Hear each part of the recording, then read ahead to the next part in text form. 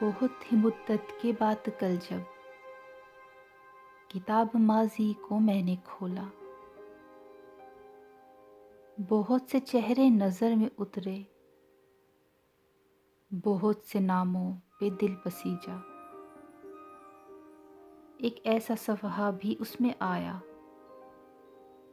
लिखा हुआ था जो आंसुओं से,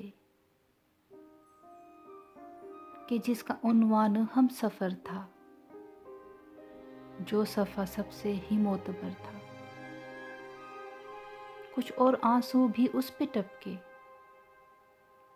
फिर इससे आगे मैं पढ़ न पाया, किताब माज़ी को बंद करके तुम्हारी यादों में खो गया मैं। अगर तू मिलता तो कैसा होता,